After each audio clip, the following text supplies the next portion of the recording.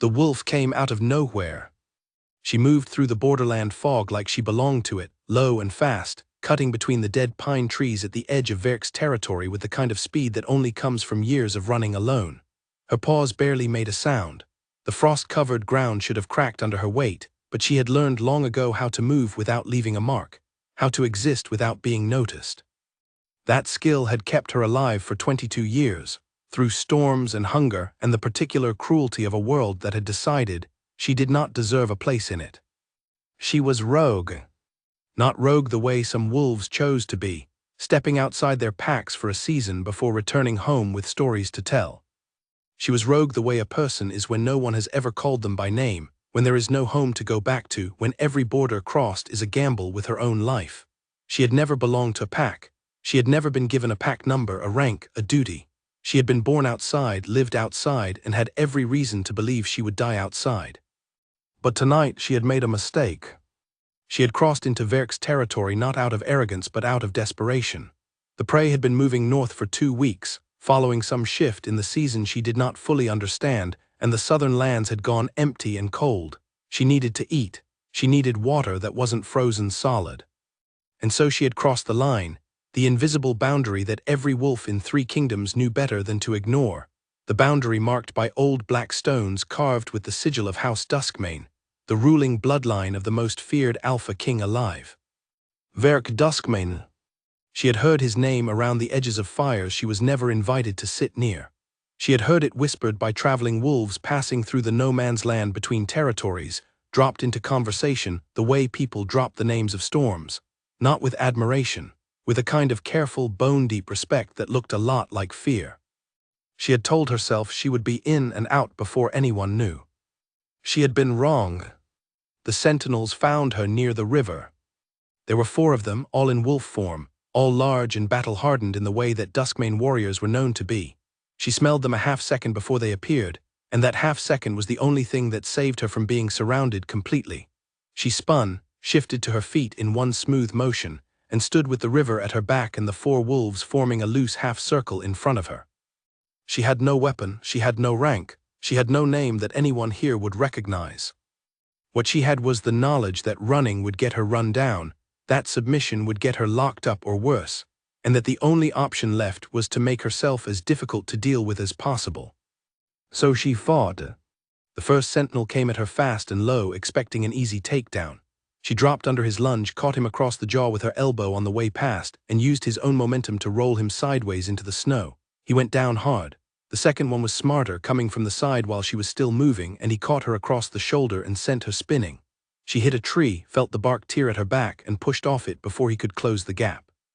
She drove her forearm into his throat. He staggered. The third sentinel hesitated just for a moment, and that hesitation told her everything she needed to know about how unexpected this was going. Rogues were not supposed to fight like this. Rogues were supposed to run or beg. She was doing neither. The 4th one hit her from behind. She had not heard him coming, and that surprised her because she had very good ears. He was bigger than the others, and he took her to the ground with his full weight, and for a moment everything was cold ground and pine needles and the sound of her own breath. Then everything stopped. Not because she had been subdued, though she had. Not because the 4th sentinel had won, though technically he had. Everything stopped because a voice cut through the clearing with the kind of authority that lands in a person's chest before their brain has time to process it. Enough. One word, not loud, but the kind of word that does not need volume because it has never had to repeat itself. The sentinel on top of her eased back immediately. The one she had sent into the snow got to his feet, shaking his head slowly. The one with the bruised throat stood carefully, not looking at her. All 4 of them oriented themselves toward the tree line, and she followed their attention and saw him. Verk Duskmane was not what she had expected. She had expected old. He was not old. She had expected the kind of bulk that comes from a life of easy power and too much food. He was not that either. He was tall in the way that actually means something, the kind of height that comes with reach and weight behind it, but he moved off his horse with a lightness that told her he had earned every inch of it. Dark hair, dark eyes, a face that had seen enough that it had stopped bothering to perform any particular emotion. He wore no crown here. Just a riding coat and boots, and a sword at his hip that had clearly been used. He looked at his 4 sentinels, then at her. She was on her feet by the time he reached the clearing's edge. She had not waited for permission to stand. She stood because she refused to meet whatever this was from the ground, and something in the way his eyes moved told her he had noticed that. He studied her the way a person studies something that does not quite fit the category they were trying to put it in. "Name," he said. She said nothing. "Back." Still nothing. He waited. He seemed like a man who had a great deal of patience for the kind of silence that made other people uncomfortable, because he simply stood there and let the question sit between them. One of his sentinels cleared his throat. Verk did not look at him. "She fought like that with no name and no pack behind her," he said finally, and it was not quite a question, more like a thought said out loud. The fourth sentinel, the large one, said, "She took down 2 of us before I got to her. She's fast, trained." "I'm not trained," she said. Her voice came out level. She had not meant to speak, but the word trained bothered her in a way she could not fully explain. Trained implied someone had taught her, had invested in her, had cared enough to shape her into something useful. No one had done that. What she was, she had made herself alone through years of necessity. "I learned." Verk's eyes came back to her. "What is your name?" he said. "I do not have one." The clearing went quiet in a different way this time. The sentinels glanced at each other. Verk did not glance anywhere. He kept looking at her with those dark, unreadable eyes, and she looked back, and the cold wind moved between them, and she thought that this was probably the part where he ordered her removed from his territory. Instead, he walked toward her. She did not step back. She wanted to. Something in the air had changed in a way she could not name, something that made her skin feel too tight and her pulse move faster than the situation warranted. She had just fought 4 wolves and her pulse had not moved the way it was moving now. She told herself it was threat response. She told herself her body was simply calculating danger. He stopped 2 feet in front of her. This close, she could see that the scar cutting across the left side of his jaw was old, silver-white at the edges, the kind of scar that only wolves get when the wound was deep enough to leave something behind even after healing. His jaw was set, and his posture was completely still, the way very powerful things go still when they have made a decision. She had one breath of warning. Then he moved, faster than she could fully track, and his hand caught the back of her neck with a grip that was firm but not rough, and his teeth found the curve between her neck and shoulder. It was not gentle, it was not cruel. It was something else entirely, something that split her thinking right down the middle and sent half of it flying and left the other half standing very still in the middle of a freezing clearing in the borderlands with the bite of an alpha king pressed into her skin. The mark burned. Not like a wound burns, like something being written, like heat finding a shape inside her that had been empty and not known it.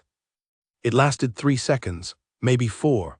Then he stepped back and she stood there with her hands at her sides and her face absolutely expressionless because she had nothing left in her inventory for a reaction like this one. His sentinels were frozen.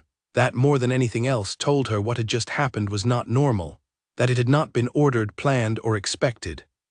That these 4 men who had served this king through things she could not imagine were looking at their king, and then at her with the particular expression of people whose entire understanding of what day it was had just been challenged. Verk turned toward his horse. "She comes with us," he said. One of the sentinels, the one with the bruised throat, found his voice first. "My king, she has no." "She comes with us," Verk said again. Same tone, same volume, the conversation was over. She stood in the clearing for a moment after he had turned away, pressing the tips of her fingers lightly against the mark on her neck. It was warm under her touch, still burning in that deep, quiet way that she did not have a word for. A rogue did not get marked. That was not how the world worked. Marking was a deliberate act, a formal bond, a thing that carried weight and consequence in history. An alpha king did not ride out to the borderlands and mark a nameless wolf with no pack and no rank and no reason to be there other than hunger. And yet, she pulled her hand away from her neck.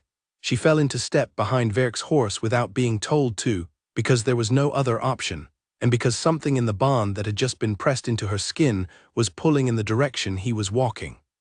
She hated that. She followed anyway. The ride back to the palace took 2 hours through thick forest that slowly opened into wider land, and then into the outer villages of Verk's territory, and then into the approach to Duskmane Palace itself. She walked the whole way. No one offered her a horse. She did not ask for one. The sentinels kept a loose formation around her, not close enough to make it feel like captivity, close enough to make clear that the option of running was theoretical at best. She watched the land around her with the focused attention of someone who has always had to know their exits. The forest gave way to farmland, then to settlements, then to wider roads lined with stone. The people who saw the king's party pass bowed or stood aside, and a few of them noticed her, and she saw on their faces the exact moment their eyes found the mark on her neck. Every one of those faces changed. Not all in the same way. Some went surprised, some went confused. One older woman standing at the edge of the road looked at her with something that was almost like recognition, which was strange because no one had ever recognized her before. The palace rose up out of the landscape like it had grown there, dark stone and high towers and a gate wide enough to ride 6 horses through side by side. Inside the walls there were soldiers and staff, and the organized activity of a court that ran with the precision of a king who did not tolerate disorder. Everything stopped when they rode in. She felt it before she heard it, the hush that moved through the courtyard in a wave as the king's party came through the gate. Voices dropped, movement slowed. People turned to look, and then stood very still with the expressions of those who have just seen something happen that they do not have a category for. Verk dismounted and handed his reins to a groom without looking at the crowd.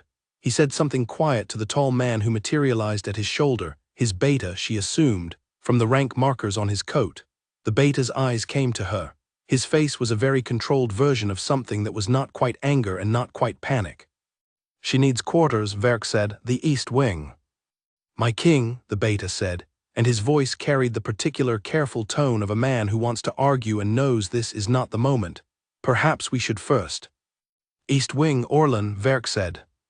Orlan, she filed the name away. Orlan pressed his mouth together and nodded once. Then he looked at her directly for the first time and she looked back at him. He was broad-shouldered and fair-haired and his eyes were the kind of sharp that came from intelligence rather than hostility, though the hostility was also present. He was not stupid, she could see that immediately. He would not make the mistake of thinking she was. Follow me, he said. She followed him into the palace without looking back at Verk, though she wanted to. She did not want to. The bond was already doing things to her attention that she did not like, pulling it toward the direction of the king the way a compass needle pulls toward north, insistent and impersonal and entirely outside her control. The east wing was not where the noble guest stayed. She understood that before anyone told her. She understood it from the way the corridors here were slightly quieter, the furnishings slightly older, the lights slightly dimmer, not neglected, simply not the wing where the king put people he considered important. She did not mind, she had slept under trees. The room she was given had a bed and a fireplace and a window that looked out over the eastern courtyard.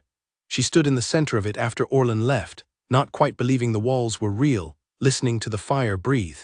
Then she sat on the edge of the bed and put her hands flat on her knees and breathed slowly and thought about what the rest of her life was about to look like.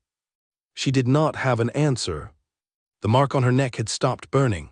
Now it simply sat there, a warm and permanent fact, connected by a thread she could not see to a man she did not know, who had done something that could not be undone in a clearing in the cold, and she had a feeling that everything from this point forward would be sorted into 2 categories, before the clearing and after.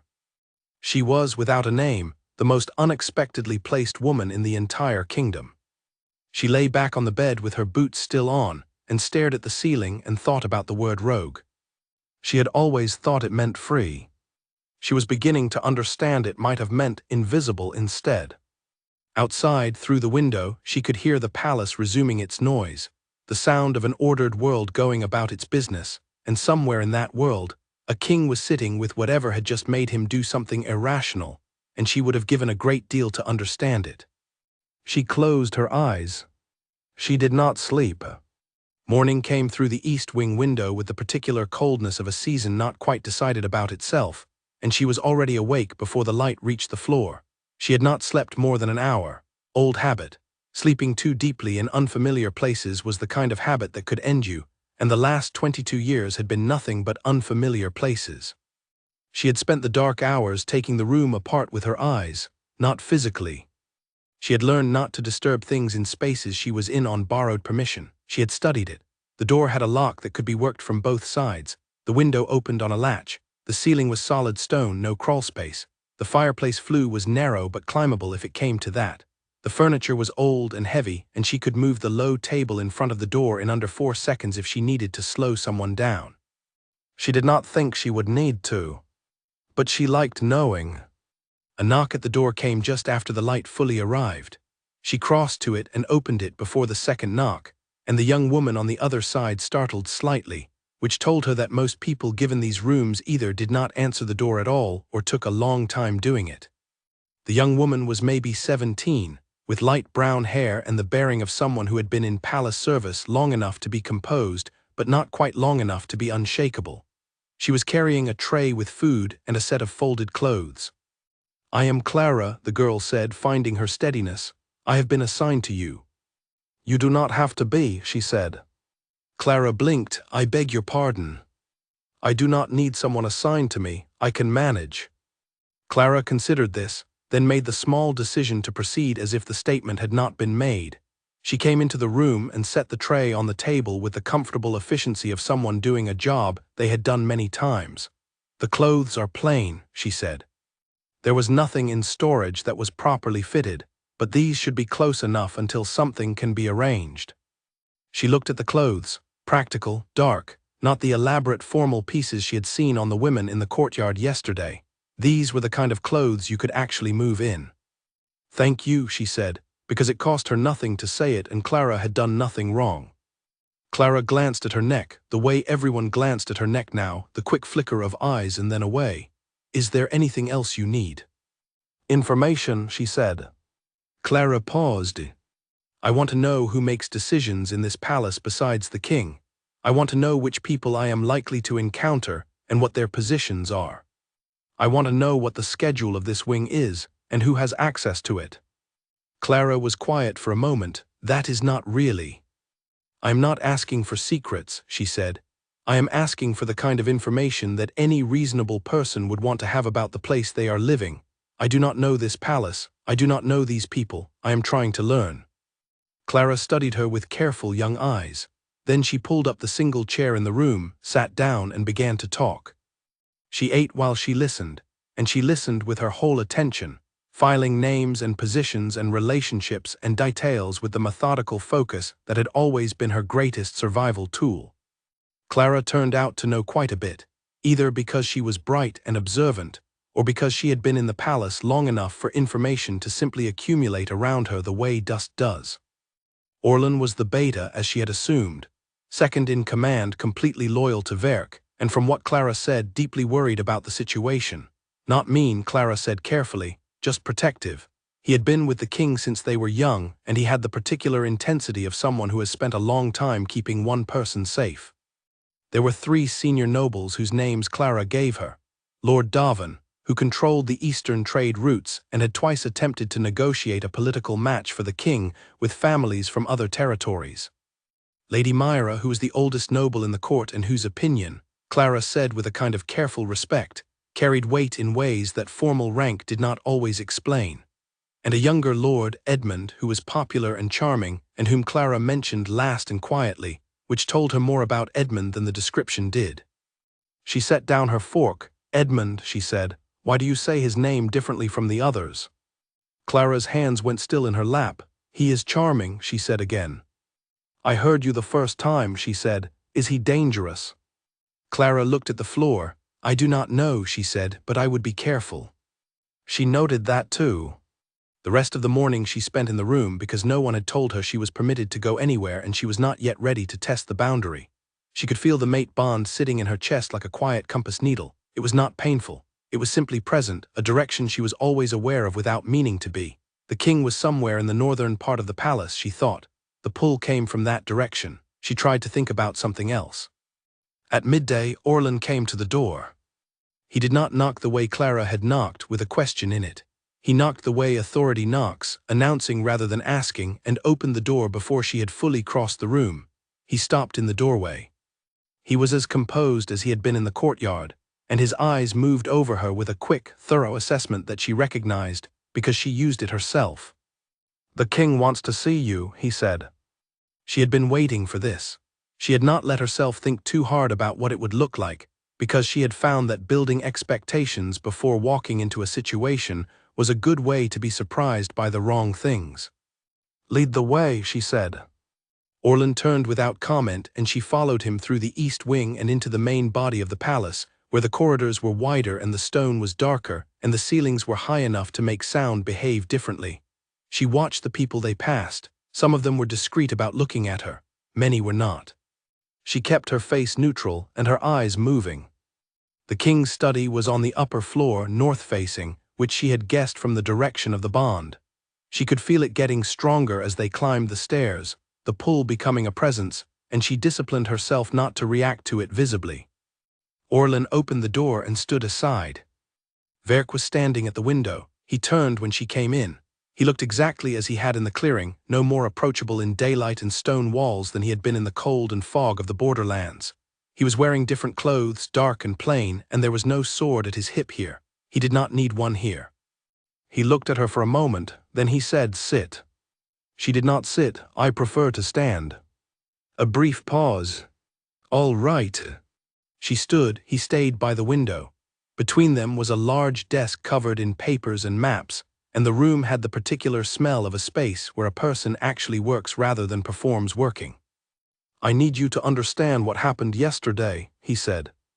"I already understand what happened," she said. "Then tell me." She looked at him steadily.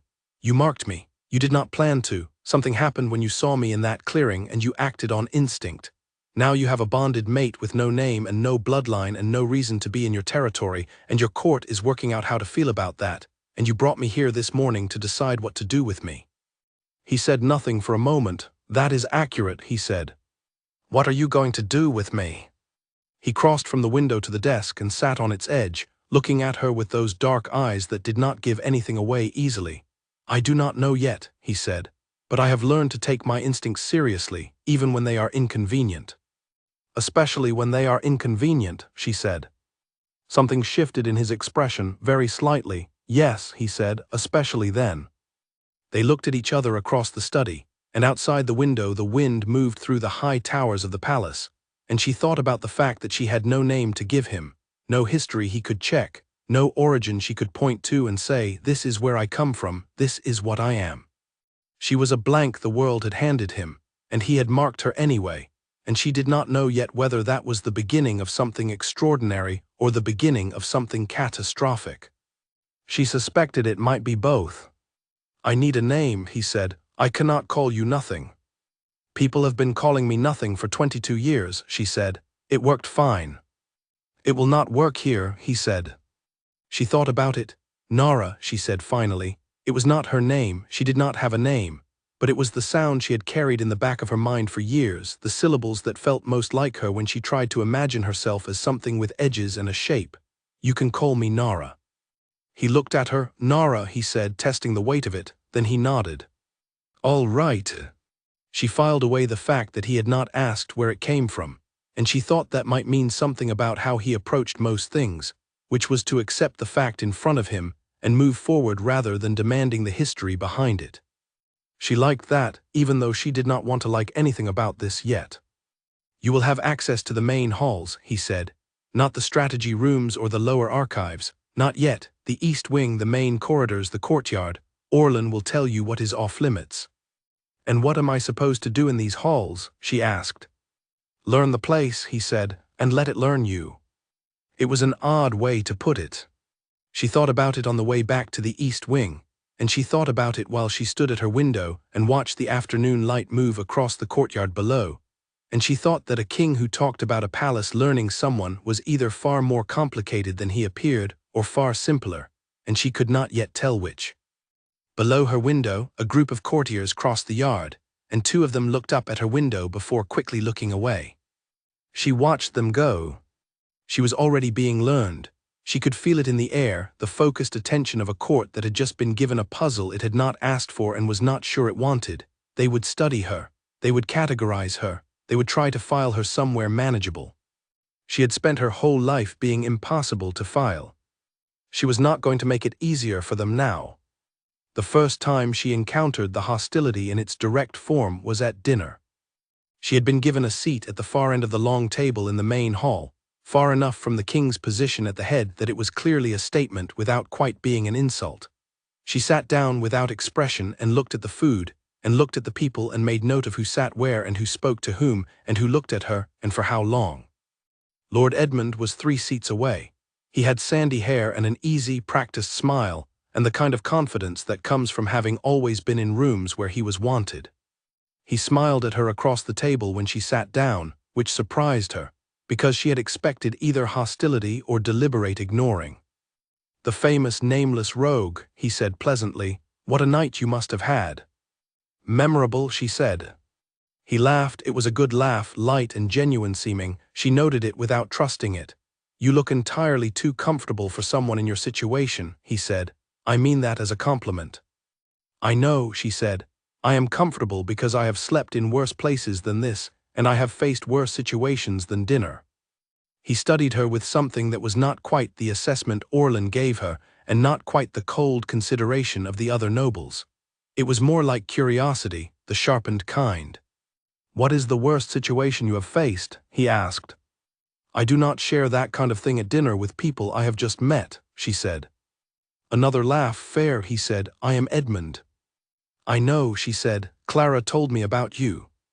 His smile did not change, but something behind his eyes adjusted, just slightly, barely visible. "Good things, I hope," he said. "She said you were charming," she said, and then she said she would be careful. Edmund was quiet for a moment, then he smiled again, and this time it was different, smaller, more real. "She is a clever girl," he said. "Clara." "Yes," she said, "she is." They ate in the kind of parallel silence that is not quite companionable and not quite hostile. Lady Myra, 3 seats in the other direction, watched her with the sharp-edged attention of someone building a file. Lord Davin talked loudly to the person beside him about trade matters and did not look at her once, which was itself a kind of statement. Verk sat at the head of the table and ate and spoke with his generals, and occasionally his eyes moved to the far end of the table and found her. She did not look away when he looked. He did not look away either. The bond sat between them, warm and steady and entirely inconvenient, and she ate her dinner and told herself she would figure this out one piece at a time. She had handled everything else that way. She would handle this too. The candles burned low on the long table, and the evening moved into night, and somewhere in the palace she knew people were talking about her. She knew the shape of that kind of conversation. She had been the subject of them before, in the peripheral way that rogues sometimes become the subject of pack gossip when they wander too close. But this was different. This was not gossip about a strange wolf in the borderlands. This was the beginning of a real negotiation, the court deciding how dangerous she was and what to do about her, and she was going to have to be sharper than she had ever been before to stay ahead of it. She did not mind sharp. Sharp was something she had a great deal of practice with. The fire in the east wing was low when she got back to her room, and Clara had left a second candle on the table, and the room felt slightly less unfamiliar than it had the night before. She sat on the edge of the bed and pressed her fingers against the mark on her neck. It was still warm. She thought about the king's face in the clearing when he had looked at her. The fraction of a moment before he had moved, she had seen something in his expression that she had not been able to name then and still could not name now. She was not sure she had a word for it yet. She lay down and closed her eyes and let the bond tell her that north was where he was, and she breathed slowly, and she thought about what Nara might be short for if she ever decided she needed a longer version of herself. Outside the window, the wind moved through the palace towers and the kingdom went dark and quiet, and somewhere a wolf was howling at the edges of the territory, the sound thin and distant and free, and she listened to it until it faded and there was only silence and the soft pull of the bond, and the particular kind of peace that comes not from safety, but from having decided, without quite meaning to, that you are going to stay. 3 days passed, then 5, then 7. She learned the palace the way she had learned every other landscape in her life, by moving through it and watching how it moved around her. She found the patterns quickly. The kitchen staff began early and ended late, and the back corridors near the kitchens were the most consistently busy. The guard rotation in the outer courtyard followed a pattern with a 12-minute gap just before the change, which was not her immediate concern, but was the kind of thing she noted automatically. The upper corridor outside the strategy rooms was always quieter than the rest of the palace, which meant it was always watched, and she did not go near it. She met Lady Myra in the garden on the 5th day, Not by accident, she suspected. The old woman was sitting on a stone bench near a dormant rose bed with a cup of something warm, and when Nara came around the corner of the garden path, Lady Myra looked up as if she had been waiting. Maybe she had. "Sit down," Myra said. "My neck has enough trouble without craning at things." Nara sat. She studied the old woman openly. Myra was perhaps 70, with white hair that she wore pulled back without any particular concern for appearance, and eyes that were the pale, clear gray of someone who had spent a very long life seeing through things. "You have been studying us," Myra said, "all week." "Yes," Nara said. "That is sensible." Myra took a sip from her cup. "Most people in your position would have spent the week being nervous. You are not nervous." "I am often nervous," Nara said. "I am good at being nervous quietly." Myra looked at her with something that was not quite a smile but lived in the same neighborhood. "Tell me something honestly," she said.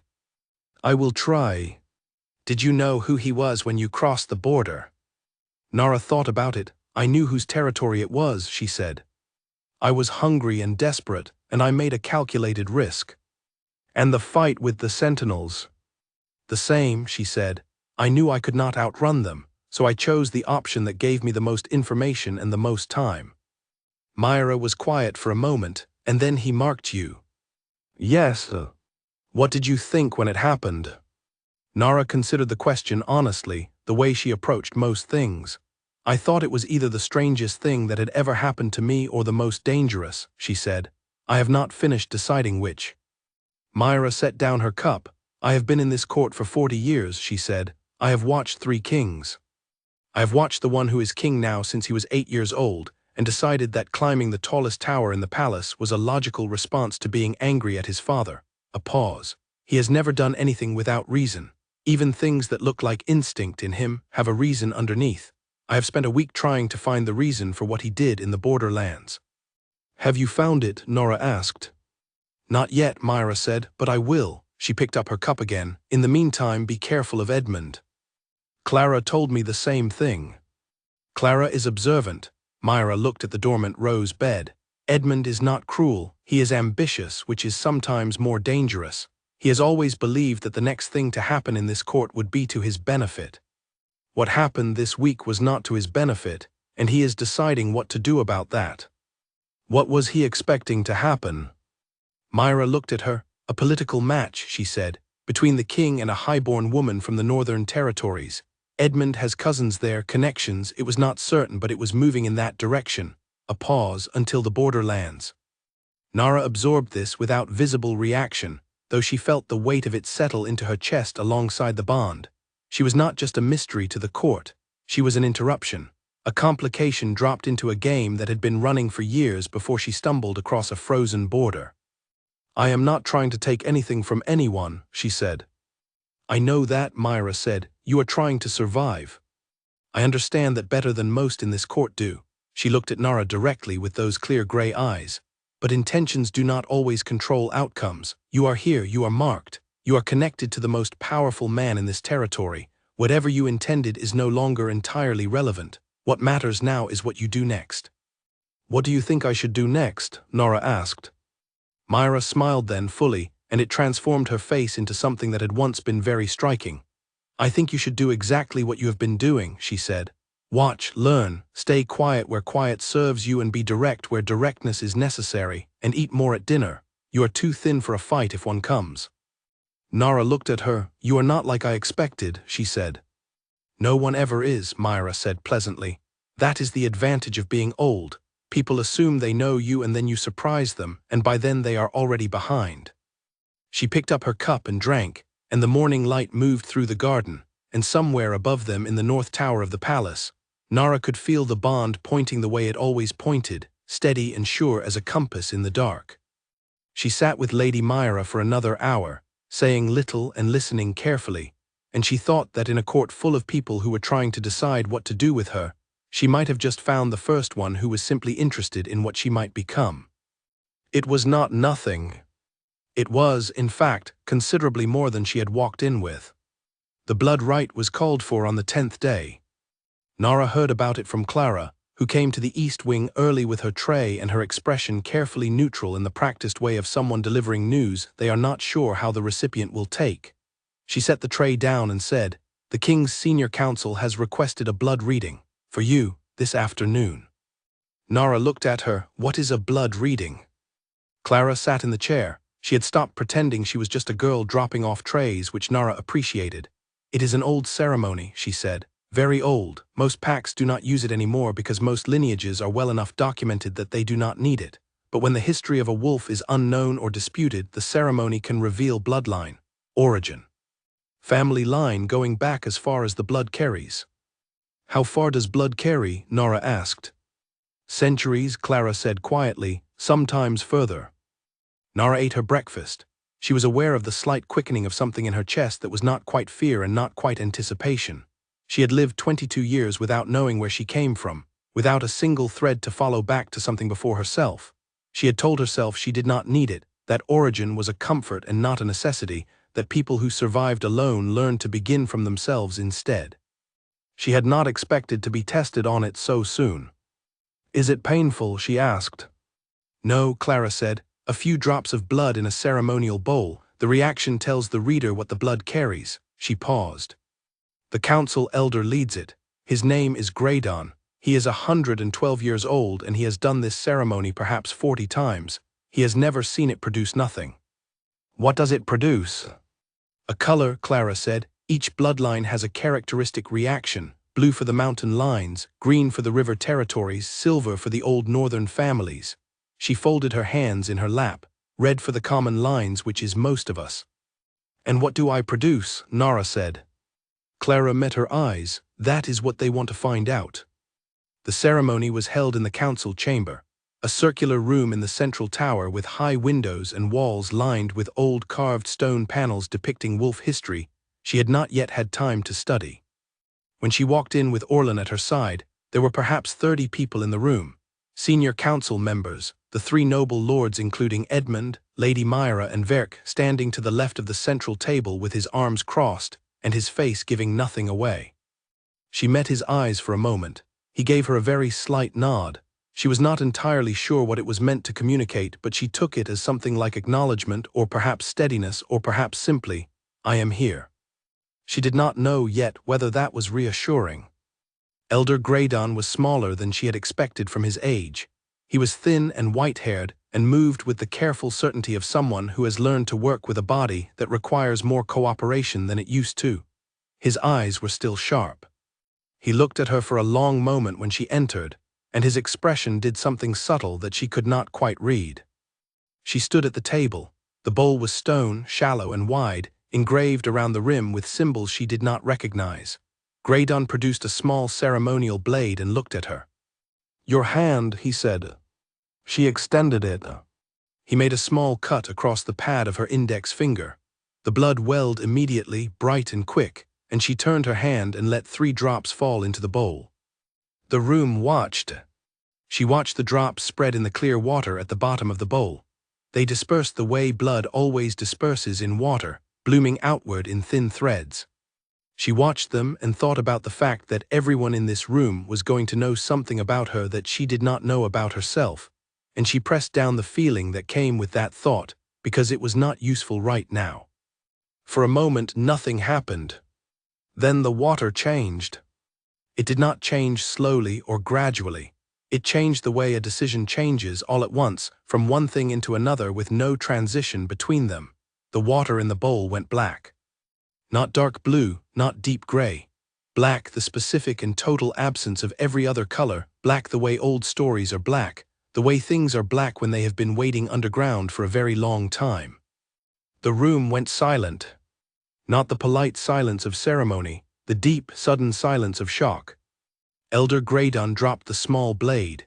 He caught it before it hit the floor, but the sound of his hand fumbling was audible to everyone, and from a man who had conducted this ceremony 40 times across more than a century of life, it meant something significant. She looked at the bowl, she looked at the black water, she looked up at the room and watched every face she had been studying for 10 days go through the same rapid, private reckoning. Some of them pale, some of them still. Lord Davin stepped back from the table without appearing to notice he had done it. Edmund was the only one whose face she could not read. And then there was Verk. He had not moved. He was still standing to the left of the table with his arms crossed, and he was looking at the bowl, and she could not see anything in his expression except a kind of focused stillness that she was beginning to recognize. He went like that when he was calculating, when he was moving very quickly through something complicated inside a face that chose not to show the speed. Graydon straightened. His voice, when he found it, was completely steady in a way that was clearly costing him something. "First blood," he said. The words fell into the silence of the room and landed differently than she had expected. She had expected shock. She got something more like an old, awful recognition, the way people look when they hear a name they hoped they would never hear again. "What does that mean?" she asked. No one answered. "What does that mean?" she said again, and this time it was not a question. It was Myra who spoke from the edge of the room, her voice careful and even. "It means," she said, "that your bloodline predates every pack, every territory, and every royal line in the known world, including this one." The room absorbed this. She absorbed it too, standing at the stone table with her finger still bleeding slightly, and the black water sitting in the bowl in front of her. And she thought about 22 years of no name and no pack and no place. And she thought about the look on that old woman's face at the road's edge when the king's party had ridden past, the one that had looked almost like recognition, and she thought, "I have been running from something I did not know existed, in a direction I did not choose, toward a clearing in the borderlands where a king made a decision that he did not plan." She was not sure any of it had been an accident. She looked at Verk. He was already looking at her. "We will speak," he said, "this evening, my study." She nodded. She pressed her bleeding finger to the inside of her sleeve, without making a production of it. She walked out of the council chamber with every set of eyes in the room on her back, and she kept her pace even and her shoulders level, and she did not let herself think too hard about what first blood meant until she was back in the East Wing corridor and alone. Then she stopped. She stood with her back against the cool stone wall and breathed. First blood. The beginning of all of it. She had come from the place everything else came from. The silence in the corridor was complete, and she stood inside it for a long, private moment and let the fact of it reach her in layers, the way enormous things always arrive, too large to take all at once, seeping in through the edges. Then she straightened. She walked back to her room. She sat at the table and looked out the window at the eastern courtyard, and she thought, with the clear and deliberate focus she applied to everything that wanted to undo her, "What do I do with this now?" The answer did not come immediately. That was all right, she had time. She was beginning to understand that whatever the bloodline meant, it made certain things impossible and other things inevitable, and the space between those two categories was where she was going to have to live.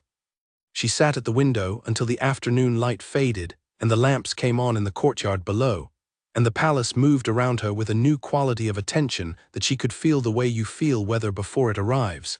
And she thought about the word ancient, and what it meant to carry something ancient in your blood without having any memory of how it got there. She thought about that for a long time. Outside, the first stars came out, sharp and cold above the palace towers, and somewhere to the north, she could feel the king's presence like a steady warmth in her chest, and she thought about his face when the water went black. He had not looked afraid. She found that she needed to know why. The study felt different in the evening. Darker, obviously, with candles rather than daylight, but different in another way that she could not immediately name. Maybe it was that in the morning the room had been about power and assessment, the furniture arranged around the desk, everything oriented toward the work of ruling.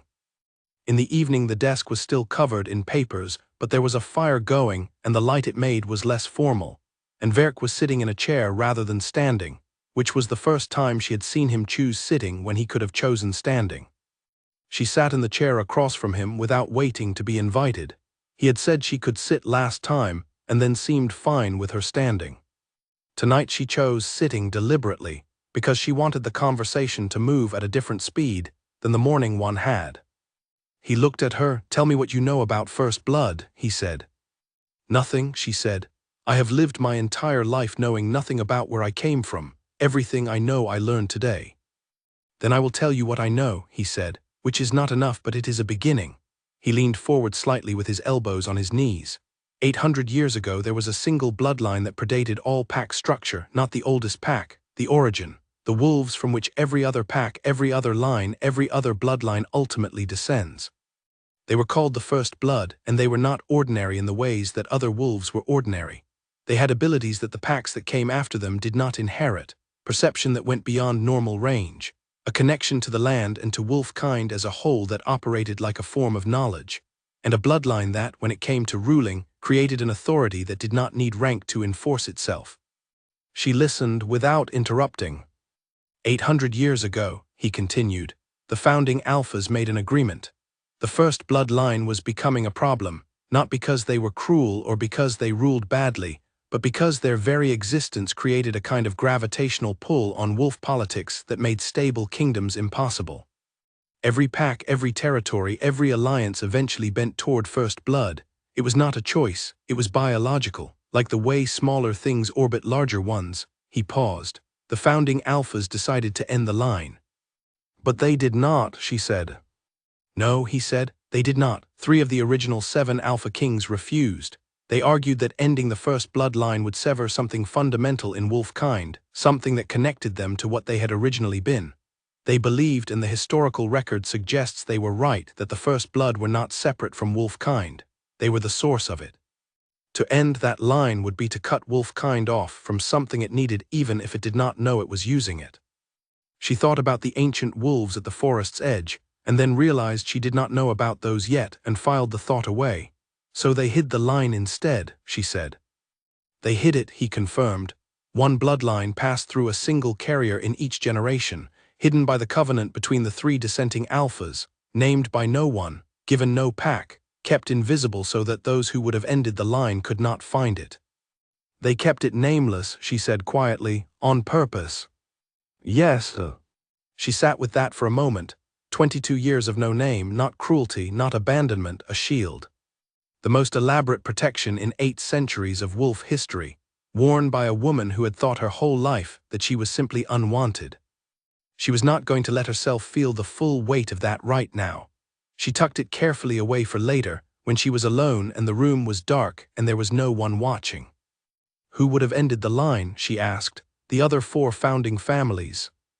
Their descendants, he said. Yes, they do not all know the specifics, but the institutional memory of certain families includes the understanding that first blood was not fully eliminated, and that if it were ever identified, it should be.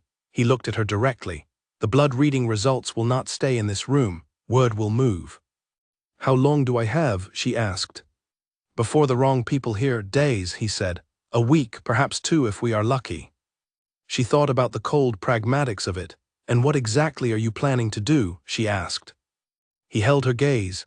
I do not know yet, he said honestly, and she heard the same weight in it that she had heard in her own voice when she said it earlier. Not weakness.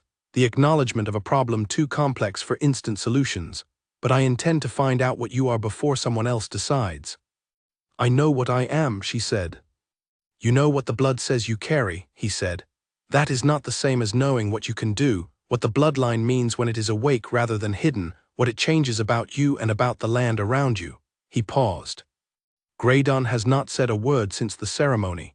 In 40 years he has never been silent like this afterward. He knows something he is deciding whether to tell us. Ask him, she said. I intend to, he leaned back. Tomorrow morning I want you there. All right, she said. They sat in a quiet that was different from the silences of their earlier conversation. Not the tactical distance of 2 people calculating, something else. She could feel the bond between them and she was beginning to be aware of what it carried, not just direction but something more like texture, and what she was feeling from it now was not the careful, guarded thing that had been there since the clearing. It was something that was also careful but differently so. The way a person is careful about something they have decided matters.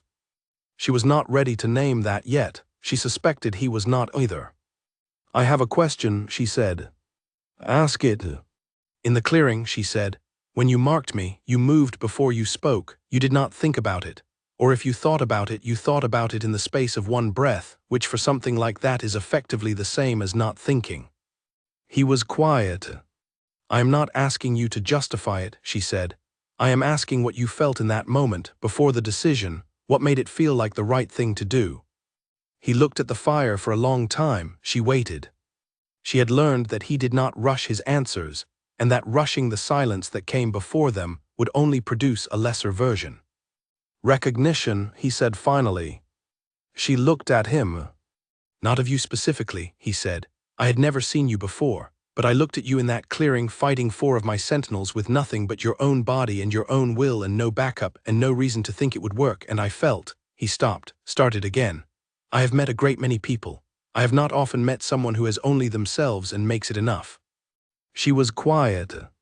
"And then there was the bond," he said. "The recognition came first, then the pull. The pull confirmed the recognition, and I acted on both before I had finished thinking." She thought about that. About what recognition meant in this context. "You are saying you saw yourself," she said carefully, "in a version." He looked at her with something that flickered across the controlled surface of his face too quickly to be named.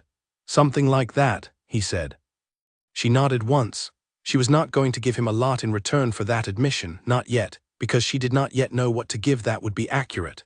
But she noted it, and she noted the way he had said it, and she thought that whatever was between them was building from something more real than the bond alone, and that was both better and more complicated than a bond alone would have been. She stood. "Tomorrow," she said. "Graydon." "Yes," he said. She walked to the door. At the threshold she paused, not looking back. "I want you to know," she said, "that I have not decided yet whether this situation is extraordinary or catastrophic." "I know," he said. There was the smallest edge of something almost warm in his voice. "You told me that in the clearing." She had thought it, she had not spoken it aloud, and yet he had just said it. She turned to look at him. He was watching her with those dark eyes, and the fire was behind him, and his expression was complicated in a way that she thought she was only beginning to have the vocabulary for. She left without responding. She walked down the corridor and back through the palace to the east wing, and the bond was a quiet, steady warmth in her chest the whole way, and she pressed her fingers against the mark on her neck and thought about the word recognition, and she thought about 22 years of invisibility that had been, it turned out, a kind of armor. She was beginning to understand that the armor was gone. She was not sure yet how she felt about that. She was beginning to suspect she might be glad. Graydon was not in his chambers when they arrived the next morning. He was in the lower archive, one of the rooms below the main level of the palace that Orlan had told her was off her list. Verk led her there himself, which apparently put it on her list, and the 2 guards at the archive door stood aside without question. The archive was exactly what it sounded like. Long stone corridors lined with shelves, the shelves packed with volumes and scrolls and sealed containers of various sizes, all of it organized in a system that probably made sense if you had spent any part of your life learning it. It was cold down here, the kind of cold that comes from stone that does not see sun. Graydon was at a table near the back, surrounded by open volumes, a candle at each corner of the space. He looked up when they approached, and he looked as if he had been there all night. "Sit," he said, which was what everyone seemed to say to her. She sat. Verk stood beside the table. Graydon looked at both of them, then at her specifically, with eyes that were carrying something heavy. "I owe you a conversation I should have had in the ceremony chamber," he said to her directly. "I could not say it there. Too many people, and too many of them connected to the wrong histories." "Say it now," she said. He opened one of the volumes in front of him and turned it to face her. The page showed an old illustration, thick black lines drawing the shape of a wolf's form surrounded by symbols she had never seen before, but which activated something in the back of her mind the way old things sometimes did, the ones that were older than memory. "First blood," he said, "as the records describe it, not what I was taught in the council. What the actual old texts say." "What do the old texts say?" Verk asked. "Say that the first bloodline was not just the origin of wolf kind," Graydon said. "They say it was the origin of the land itself, that the connection between wolf kind and the territories they inhabit, the health of the land, the behavior of the deep forest, the old places that are not entirely natural, all of it is maintained by the presence of first blood in the living world." He paused. When the founding alphas debated whether to end the line, the 3 who refused were not arguing from sentiment. They were arguing from fact. The records they had access to showed that in the years when first blood fell low, when the line grew thin, the land changed too. "Changed how?" Nora asked. "The forests withdrew," he said. "The old places went quiet. The primal wolves, the ones that do not belong to any pack, the ones that were there before packs existed, they moved deeper and further, and the territory between them and the settled packs widened. When first blood was strong, the old places were alive, and the primal wolves came closer, and the land was richer. He looked at her. What the blood rite showed yesterday was not merely a strong hereditary line. The reaction I witnessed was the strongest response that ceremony has ever produced. In 40 performances, over centuries of records going back to the founding. He stopped. The records suggest that the response of that magnitude means the line is not just present, it is ready. Ready for what? She said. Ready to wake up, he said simply. Whatever first blood carries, the abilities and the connection and the things that made the founding alphas frightened enough to consider ending the line entirely, none of that was passed down inactively. It was compressed and carried quietly through the generations, but it does not stay quiet forever. It waits for the conditions it needs. She looked at the old illustration on the page, the wolf surrounded by symbols. And what are those conditions? She asked. Graydon looked at Verk, then back at her. Belonging, he said. First blood does not wake in someone who is alone, it wakes in someone who is found. A pause. Someone who is claimed. The word landed in the room, and she heard it properly for the first time, heard all of what it meant, and she looked at the mark on the inside of her sleeve where the blood from the ceremony had dried, and she thought about a clearing in the borderlands and a king who had acted on recognition before he had finished thinking. He did not know, she said, not a question. No, Graydon said, he could not have. The link between the marking of first blood and the waking of the lineage is not in any text that is commonly accessible. I had to come here to find it. She looked at Verk. He was looking at the table with the expression of someone running very fast through a complicated interior calculation. Then he looked up at her, and what she saw in his face was not what she expected. She had expected something like regret, or responsibility, or the weight of unintentional consequence. What she saw was something quieter and more certain. I would do it again, he said. She held his gaze for a moment, then she looked back at Graydon. What happens when it wakes? She asked. What do the old texts say? They are not specific, he said. The texts were written by people who had never witnessed a full waking. They described what they expected, what the accounts of even older record keepers suggested. There is talk of connection to the land, of abilities that do not manifest as power in the usual sense but as a kind of knowing. Knowledge of things that are wrong in the territory. Awareness of threats the way the land itself might be aware of them. He turned another page. And there is mention of the primal wolves, the old ones. What about them? Nora asked. They follow first blood, he said. Not out of compulsion, out of something older than choice. The old texts say they move toward the living first blood the way rivers move toward the sea. It is not a decision, it is what they do. He looked at her steadily. I should tell you that there are already signs of movement in the deep forest at the eastern edge of this territory. The room went very quiet. She thought about that, about what it meant that the oldest things in the world were already moving in her direction before she had any idea what she was. Has anyone else been told? She asked. The forest scouts reported it 3 days ago, Verk said. I had not connected it to you, I am connecting it now. She took a breath. She looked at the candle nearest to her and watched it burn. She thought about the shape of the next few days, weeks, years, and the shape kept changing every time she thought she had caught it, growing larger and more complex, adding dimensions she had not planned for. Who else knows about the blood rite results? She said. By now, Verk said, Edmund does almost certainly, Lord Darwin, anyone with connections to the council who would have been told in the last 12 hours. And beyond the palace. A beat, I give it a week, he said, maybe less. She nodded, she had expected that. She stood and walked to the nearest shelf of volumes and ran her fingers along the spines without reading them, just feeling the old material under her hands. Then I need to understand what I am before the people who want me gone have time to organize, she said. And I need to understand this palace well enough to know who in it is going to help that happen and who is not. She turned around. Graydon, how much time can you give me down here? The old man looked at her, then he looked at the shelves around him. I have been waiting most of my life, he said, for a reason to read all of this properly. He settled back in his chair. I have all the time you need. She did not get to spend the time she needed in the archive. The first attempt on her life came that night. She had gone back to the East Wing after the archive, eaten alone in her room because the thought of the council chamber dinner table with all of its watching faces was more than she was willing to handle after a day like this one. Clara had brought the tray and had not asked questions, for which Nara was grateful. She had eaten and had gone to the window, and had stayed there for a long time thinking through everything Graydon had said, turning it in her mind the way she turned problems when she needed to understand all their sides. She had gone to bed late. She had fallen asleep faster than usual, which should have warned her about how tired she actually was, because she was not someone who usually fell asleep quickly. She came awake at the soft sound of something at her door. Not the knock of someone with permission. The sound of someone managing a lock without permission and managing it well but not quite well enough. She did not move.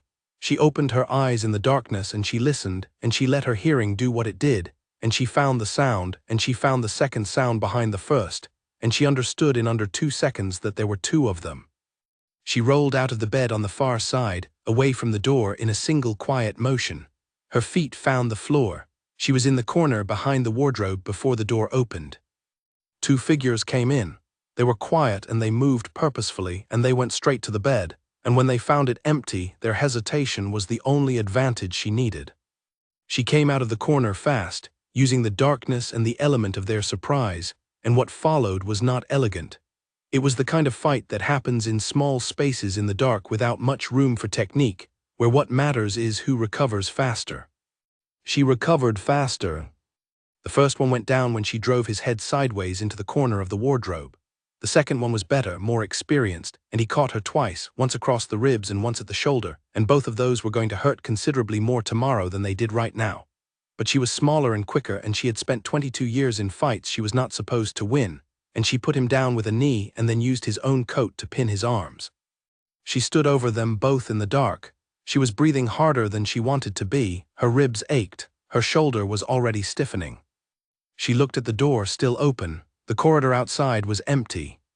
She considered her options quickly. She could call for guards, which would alert the palace and also tell anyone who had sent these 2 that the attempt had failed immediately. She could try to get information from the one who was still conscious.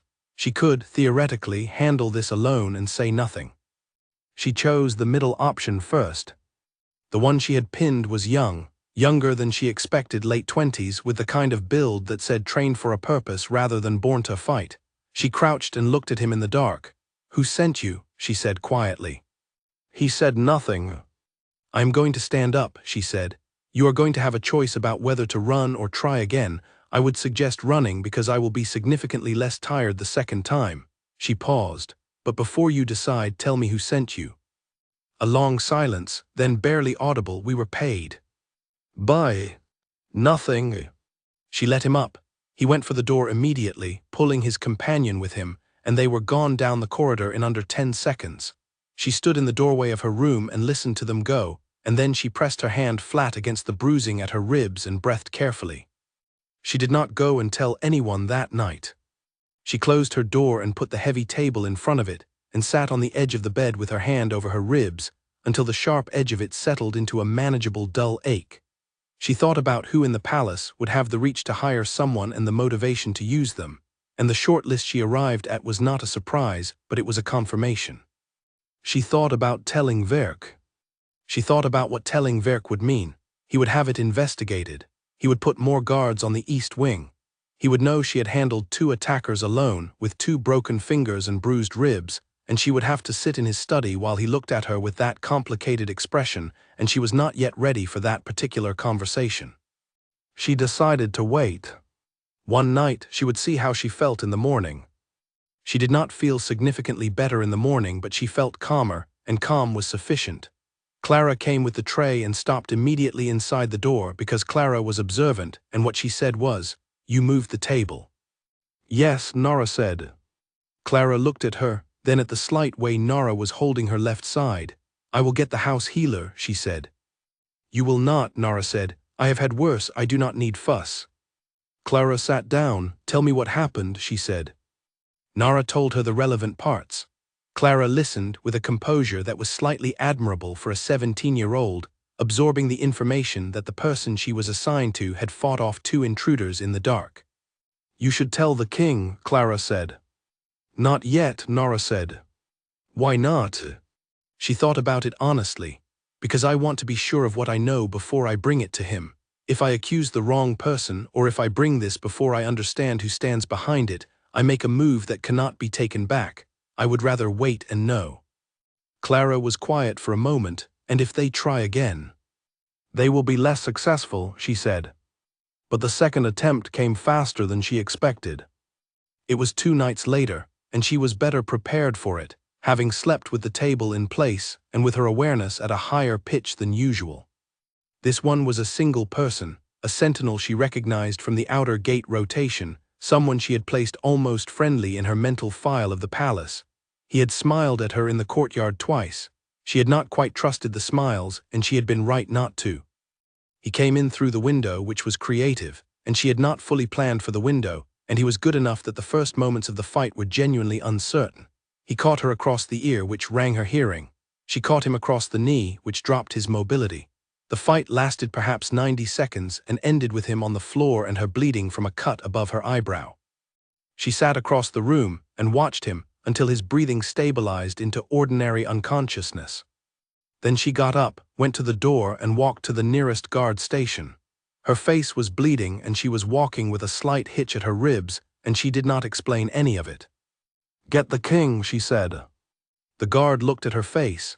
He moved without asking questions, which she noted as a good sign about his training. Verk arrived in under 4 minutes. She counted. He came around the corner of the corridor with Orlan behind him, and his expression was the particular controlled version of alarmed that she imagined he had spent a long time learning to maintain. He took one look at her face and the bruising he could see at her ribs through the tear in her sleeve, and his jaw went tight. "My room," she said. "There is a sentinel on the floor." Orlan went past her immediately. Verk stood in front of her for a moment and looked at her in the way that she had started to understand was his version of checking on her, quiet and thorough, and without asking permission for the attention. "How many?" he said. "This one," she said, "and 2 4 nights ago." He went still. "I handled those," she said. "I did not tell you because I wanted to know more before I said anything." "You had 2 attackers in this palace 4 nights ago and said nothing," he said. "Yes, Nara," his voice did not rise, it did not need to, "you could have." "I did not," she said. "I am fine. This one is also fine, or will be when he wakes up, and he will be considerably more useful to us awake and able to answer questions than he would have been if the outcome had been different." She met his eyes. "I made the right call." He looked at her for a long moment. Then he exhaled slowly through his nose, and it was the most human thing she had seen him do, the small release of a tension that was personal and not political. "Come inside," he said. She came inside, and Orlan was already dealing with the sentinel on the floor and had sent for more guards. And Verk crossed to her and without a word, and without asking put his hand against the side of her face, and tilted her head slightly so he could see the cut above her eyebrow in the light. She let him. She did not want to examine too closely why she let him. "This will need something," he said. "I know," she said. "I have had worse, but I accept the offered attention." He called for the healer himself, and while they waited he stood close enough that she could feel the warmth of him, and she thought about the word recognition, and she thought about what it meant that after 3 attempts on her life in 4 days, she was standing in her own room in the palace of an Alpha King feeling, despite everything, more settled than she had felt in 22 years. It was inconvenient. She did not try to talk herself out of it. The sentinel woke up an hour later and talked with relatively little encouragement, and the name he gave them was not Edmund, which surprised her, because Edmund had been at the top of her list. The name was someone she had not yet fully accounted for, a merchant family with old connections to the Northern Territories and older connections to the founding families, whose descendants had originally wanted the first bloodline ended 8 centuries ago.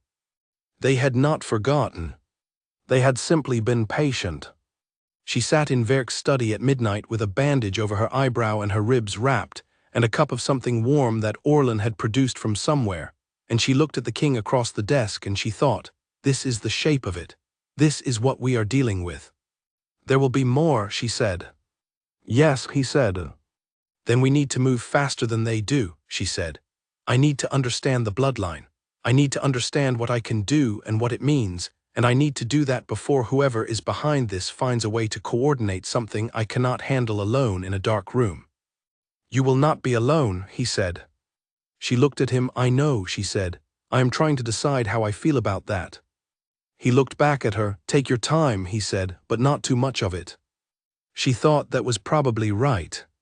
She drank her cup of something warm, and outside the palace windows the territory lay dark and quiet, and far to the east, in the deep forest, something that was older than the kingdom and older than the packs, and older than the arguments of founding alphas, was moving through the trees toward something it recognized. She could not feel it yet. But it was coming. The obsidian archive was sealed with 3 locks. Verk had the key to one of them. The second required a specific combination of pressure points on the stone frame around the door, which he had been told once by his father and had never used. The third was the one that had stopped every king before him from going further. It was not a lock in the mechanical sense, it was a recognition. She did not know what it would recognize until she stood in front of the old black iron door at the base of the oldest mountain in the territory, 3 hours' ride east of the palace, and Verk pressed the combination on the stone frame, and both locks turned, and then he stepped back and looked at her. The third one, he said. She looked at the door. She looked at the place where the third lock should have been, and found instead a flat section of stone in the iron frame about the size of her palm, carved with symbols that she recognized now, because she had spent 4 days in the lower archive with Graydon learning to recognize them. She put her hand against the stone. The door opened. Not gradually. All at once, swinging inward on hinges that made no sound despite the fact that no one had oiled them in a very long time, and a breath of cold came out of the dark beyond it that was not just the cold of an enclosed space. It was the cold of preserved time, of a place that had been waiting. She went in first. Verk followed. He had brought 1 guard and she had told him that was enough, and he had agreed after a moment, which she was beginning to understand was how he worked through suggestions he had not initially liked. He considered them fully rather than immediately, and what she was learning was that this quality in him produced better outcomes than reflex agreement would have. She had a candle, he had one too. The archive was a single long space carved into the mountain itself, with stone walls that were not shaped by tools but looked worn smooth by time, the way stone gets when it has had water moving over it for a very long while. The shelves here were not the organized archive shelves of the palace below. They were rougher, older, more like ledges in the stone, and what sat on them was not volumes in the way she thought of volumes.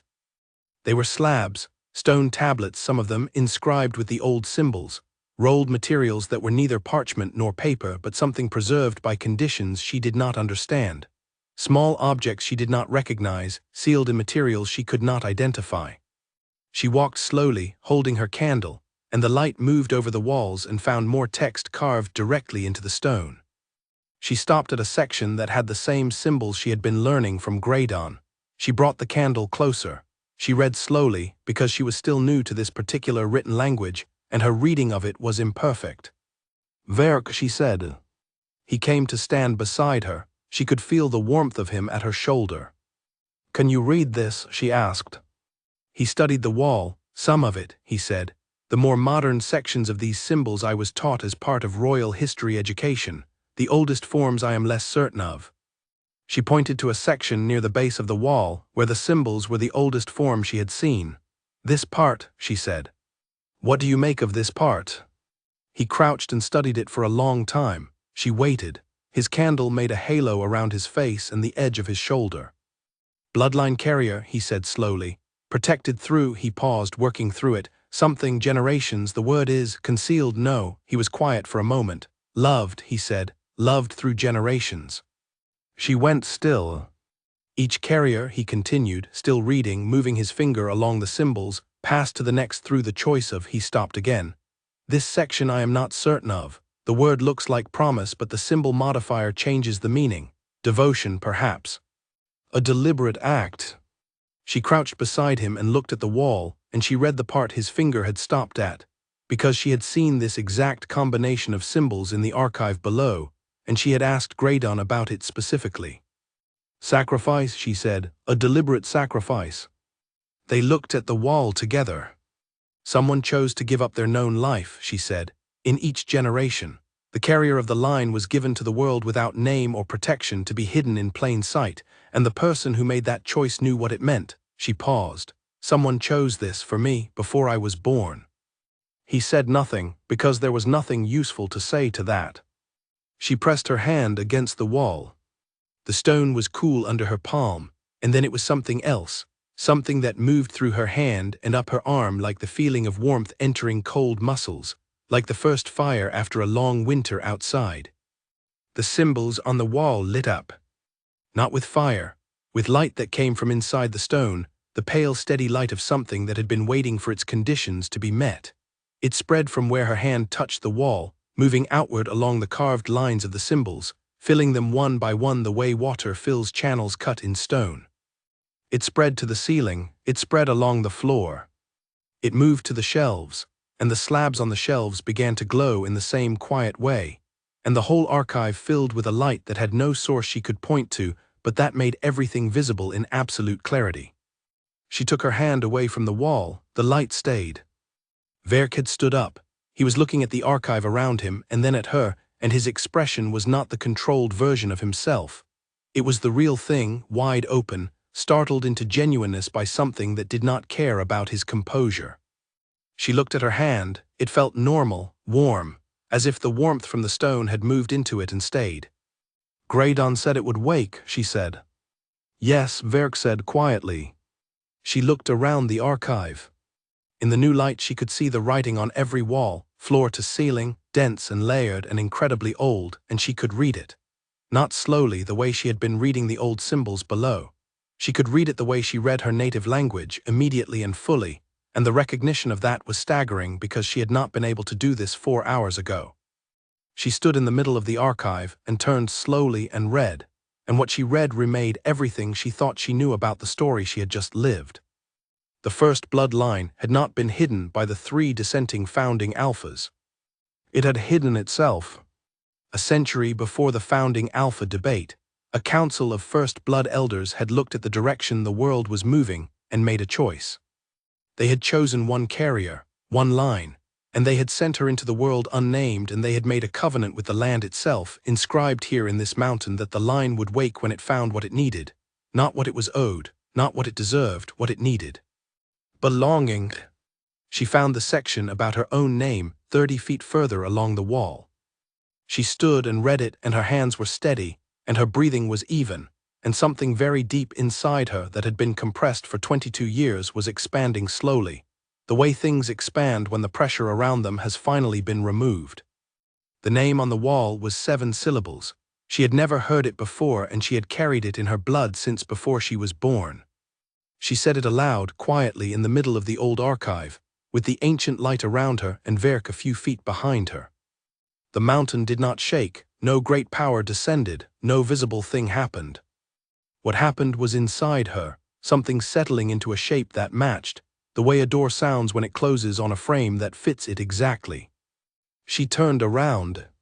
Verk was watching her with the full, open attention of someone who has just watched something they will remember for the rest of their lives. You read all of that, he said. Yes, she said. What does it say? She told him the full shape of it, everything she had read, the choice of the first blood elders, the covenant with the land, the conditions for waking. He listened without interrupting, standing in the pale, steady light of the archive, and his expression moved through several things she watched him process one by one. The founding alphas did not hide you, he said. No, she said, my own people did, to protect the line until it was safe, until it found, she stopped, until it found what it needed. He held her gaze. She looked at him, and she thought about a clearing in the borderlands and the word recognition, and the feeling that had moved through the bond like a current finding its direction. And she thought that perhaps the founding elders of the first blood, 1,000 years ago, had known more about what belonging looked like than she had. My name is Sale, she said. She said the 7 syllables slowly, giving them to the air. That is my real name, not the full one, the one that fits in a mouth. Verk said it back to her, carefully, with the attention he gave most things. She thought that was enough for now. They stayed in the archive for 3 hours. She read and he listened, and occasionally the guard at the door came in to check on them and went back out. The light held steady around them and the old stone breathed, and she learned the shape of what she carried. It was not a weapon. The elders had written that explicitly multiple times in different sections. First blood was not a weapon. It was a connection, a living thread between wolfkind and the land they inhabited, a thing that both needed to remain functional. When the line was hidden and compressed, the land was maintained but barely the way a fire is maintained when the wood supply is low. When the line was awake, fully and openly present, the land responded. She would know when something was wrong in the territory, not like hearing or smell, but like the way you know something is wrong with a part of your own body without being told. The territory would be, in some sense that she was still working to understand, part of her awareness. The primal wolves would follow the restored line, not to serve her, to be near the source of what they were. And her presence would make it harder for the things that preyed on wolfkind, the old predators, the imbalances, the territorial fractures that wars created, to gain purchase. Not because she could fight them, because the land itself would be more resilient. None of this required her to become something grand or public or powerful in the way that power usually looked. It required her to be present and alive and real. She sat down on the archive floor at some point and leaned against the stone wall, and Verk sat across from her, and the guard pretended not to notice that the Alpha King was sitting on the floor of an ancient archive. "What does this mean for the next few weeks?" she said. "It means the people who want to end your line have more urgency than they did a week ago," he said, "and we have more information than they likely expected us to find." He looked at the lit walls around them. "And it means that the archive has been waiting for someone who could open it, and now that it has been opened, there is information in here that will change things considerably." "Graydon needs to see this," she said. "Yes," he said, "Graydon needs to see all of it." He paused. "He will not be surprised that the light came on." She looked at him. "He expected this." "He hoped for it," Verk said. "He told me the night after the blood rite when it was just the two of us. He said that in 40 years of the ceremony he had never seen a reaction that black, and that the old text suggested the color was not just an indicator of bloodline strength. It was the color of a line returning from the edge of something, from the near absence that comes before waking." He paused. "He has been hoping to live to see this for a very long time." She thought about the old man in the lower archive surrounded by his candles and his volumes. She was glad, in a quiet way, that he had. She stood up. She looked at the walls one more time at the full scope of what was written there, and she made herself a promise that she would return and read all of it, properly, every word, before she let anyone tell her what it meant from the outside. "We need to go back," she said. "There is work to do." "There is," he said. He stood. He looked at her for a moment. "Sale," he said, testing the name with the same care he had given Nara in the study. "Both names suit you." "Nara is the name I made for myself," she said. "Sale is the name I was given before I existed. I think I need both." He nodded. "Then you shall have both," he said, as if that were entirely simple. They rode back through the afternoon toward the palace, and the land around her felt different in a way she was still finding words for, more present, more responsive, as if it had been a background sound she had never consciously heard before and was now suddenly audible. She did not know yet what she was going to do with it.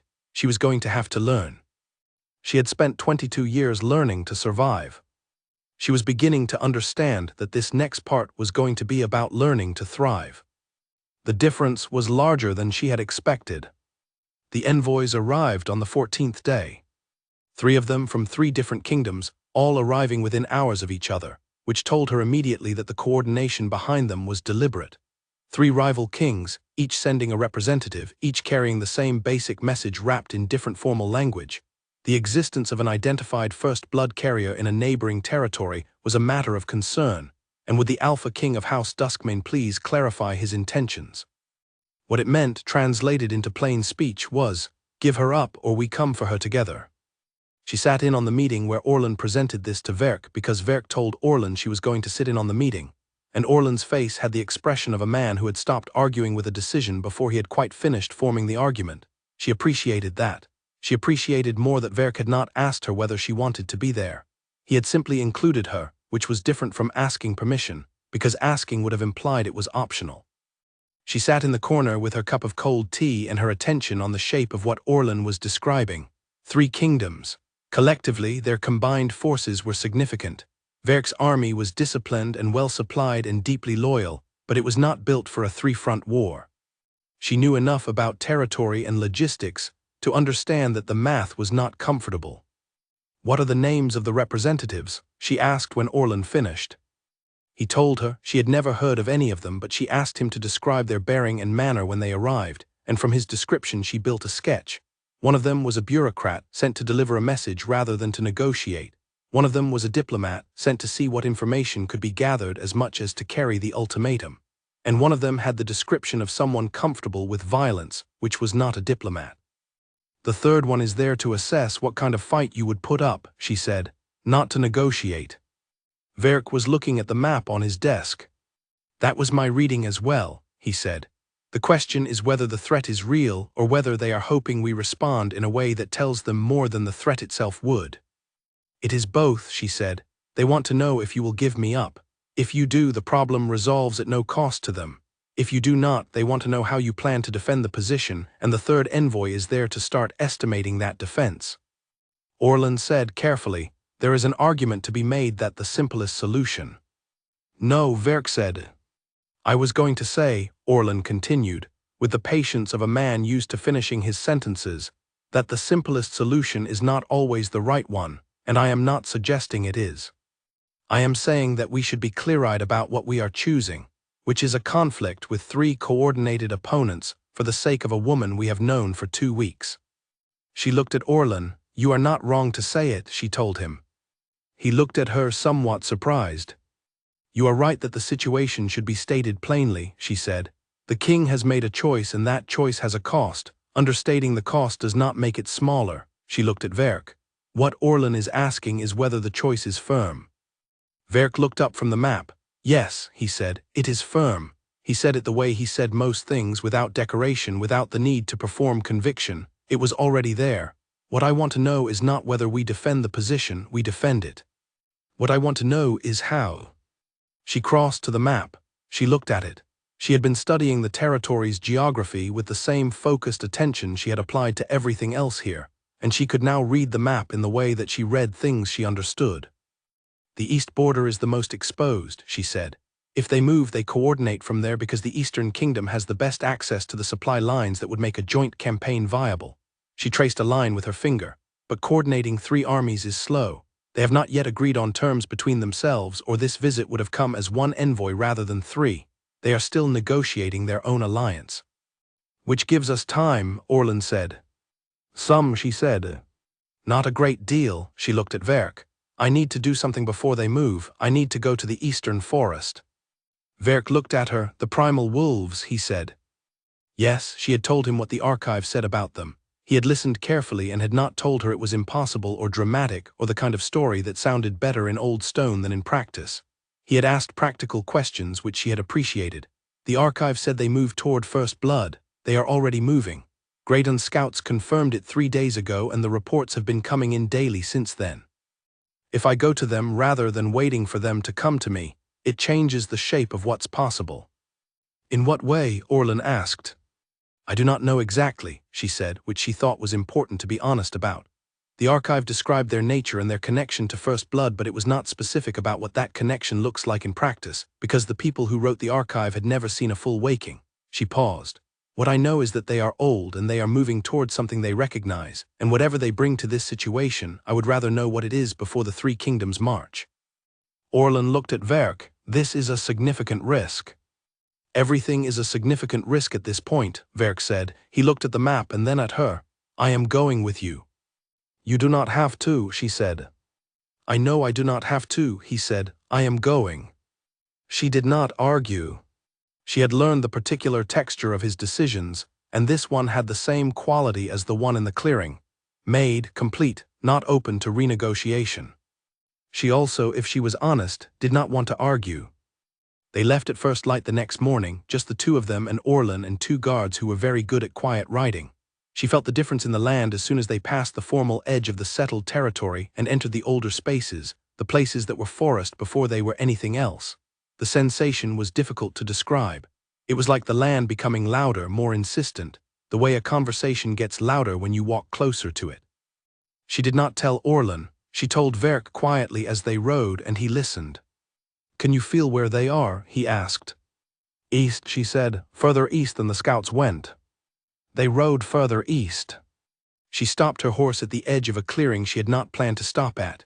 The trees here were old, very old, the kind of old that does not advertise itself in size alone but in the particular quality of the silence around them. The light was different here, not darker, more even, as if the light had been here long enough to know the space and had arranged itself accordingly. She dismounted. She walked to the center of the clearing without quite deciding to, following the pull of something that was not the bond and was not instinct as she knew it. It was something newer and older at once. She stood in the center of the clearing. She waited. The first one came out of the trees from the south. It was enormous, the kind of wolf that did not fit the scale of the wolves she had grown up aware of, not because it was monstrous, nothing monstrous about it, but because it was simply more itself than the wolves she knew, more fully realized, as if it were what a wolf was before the word was necessary. Its coat was the deep gray of old stone, and its eyes were the amber of pine resin, and it moved without sound. It stopped 10 feet from her. She looked at it, it looked at her. She did not know what she expected. Kneeling was a thing in the old texts, and the word following was there too, and she had not been sure what either of those things looked like in practice. What happened was simpler and more complex than either. The old wolf lowered its head, not in submission, in recognition, the same word Verk had used in the study, the same word she had been turning over ever since, recognition. 3 more came out of the trees, then 5, then more than she could count from where she stood, emerging from the tree line in the silence that was the particular silence of things that have been waiting, patient and deep as roots.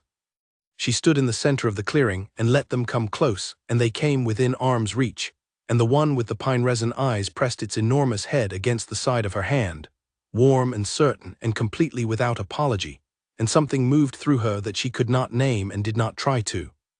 She was aware of Verk behind her. She was aware of Orland's sharp intake of breath, quickly controlled. She was aware of the 2 guards, who were impressively professional about the fact that they were standing at the edge of a clearing where their king's mate was being recognized by what appeared to be the oldest wolves in the world.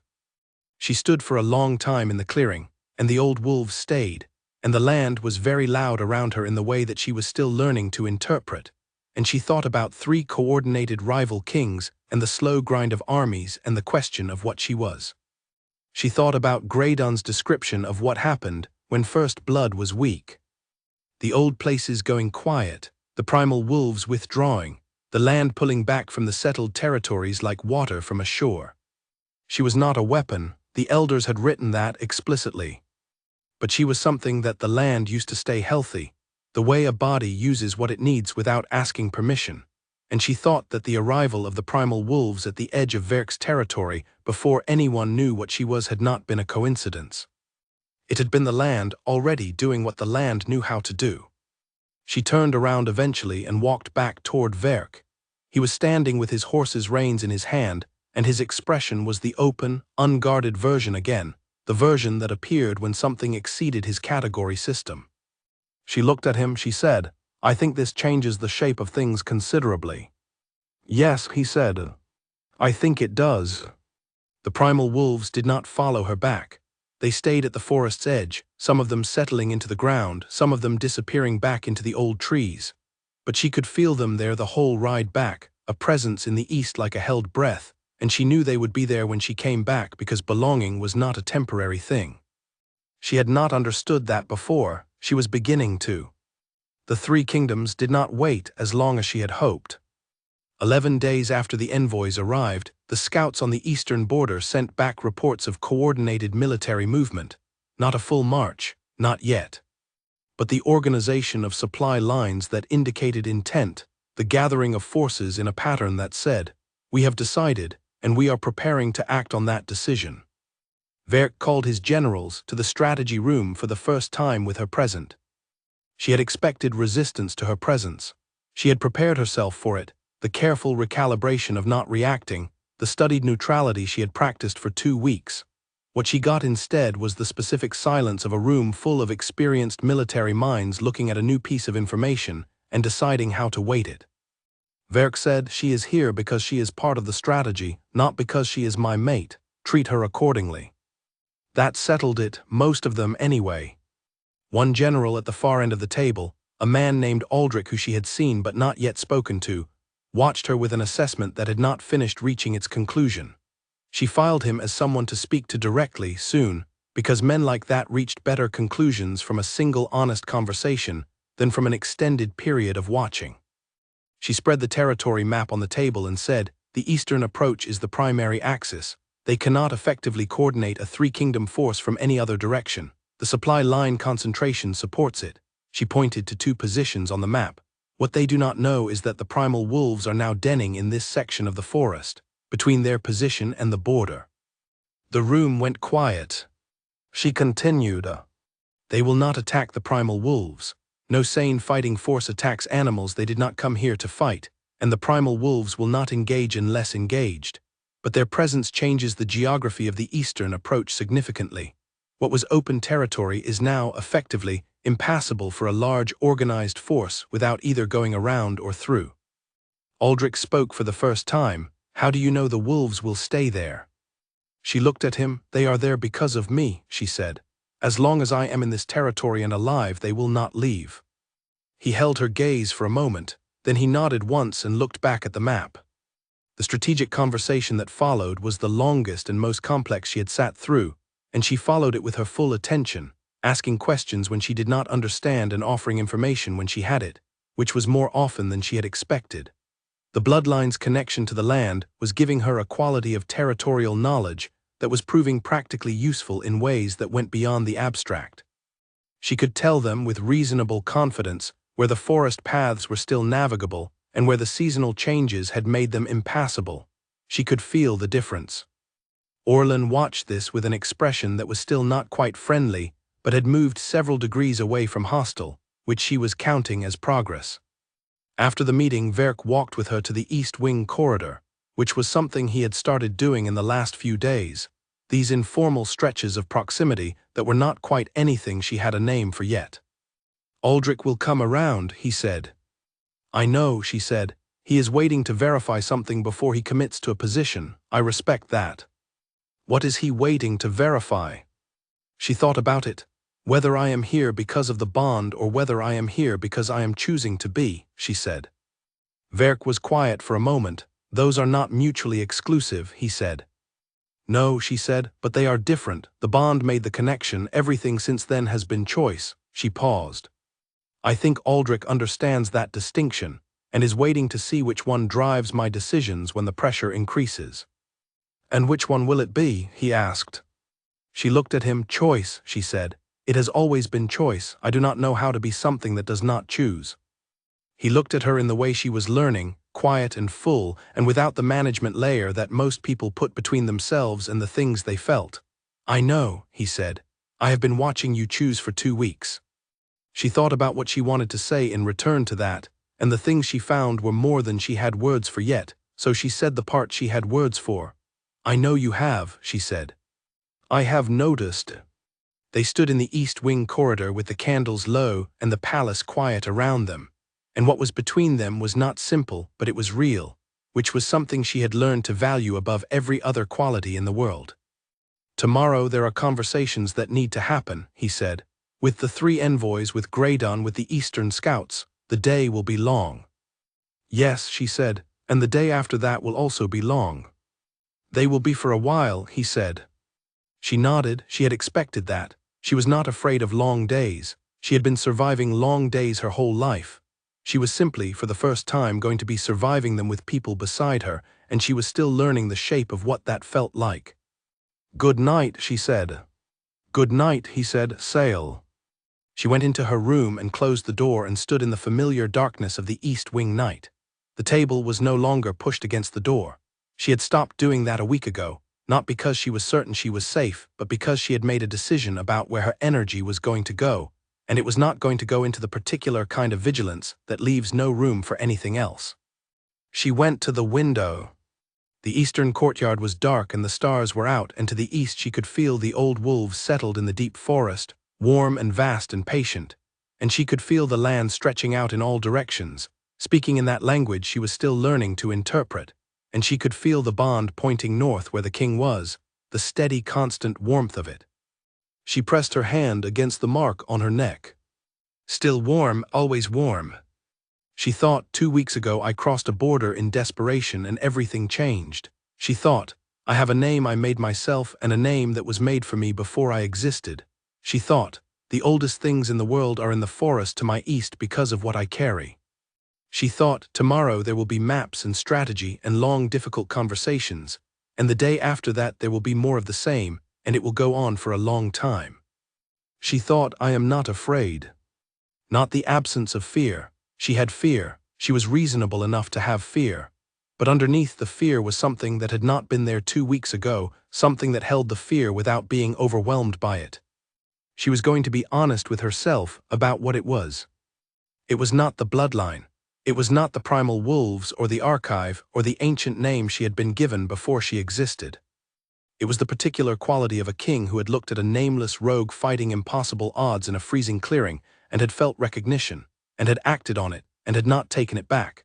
It was Myra on the garden bench with her clear gray eyes saying, watch and learn. It was Clara sitting in the chair deciding to give her information, because information was useful. It was Graydon spending 40 years waiting for a reason to read everything properly. It was people who chose her, one by one in small ways that added up to something that felt, when she stood at the window and breathed the night air, like the shape of a life. She had not had that before. She was going to be careful with it, and she was going to fight for it with everything she had. She lay down and closed her eyes, and the bond was warm in her chest, and the land was alive around her, and the old wolves breathed in the deep forest, and she thought, for the first time in 22 years, that waking up tomorrow was something she was genuinely looking forward to.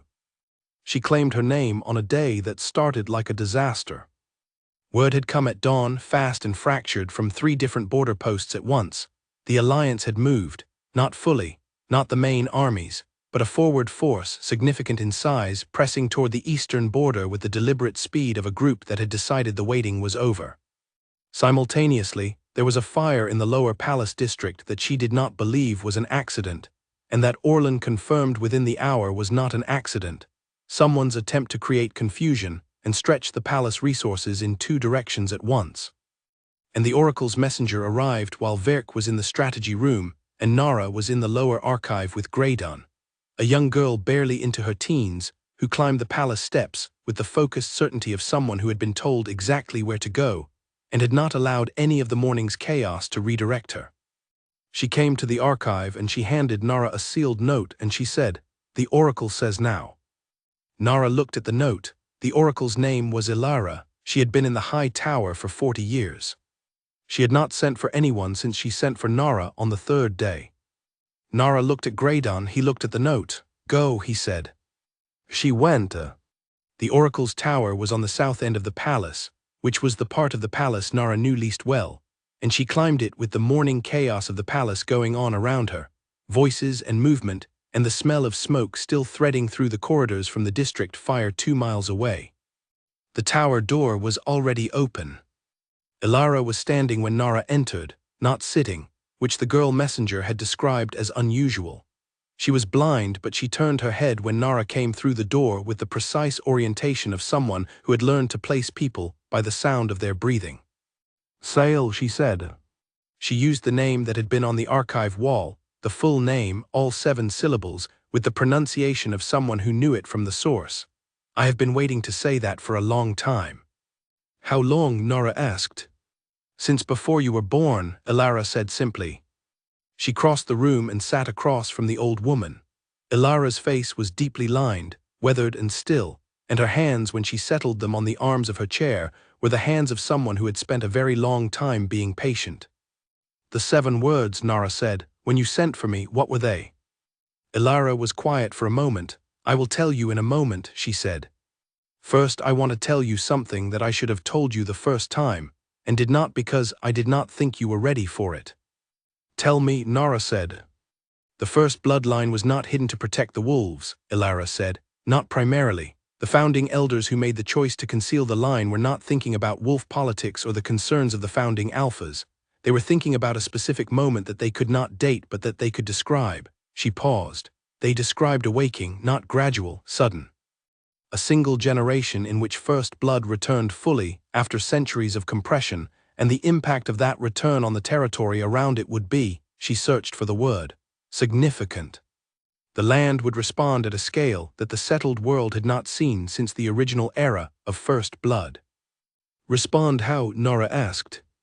The primal wolves were always the most visible sign, Ilara said, but not the only one.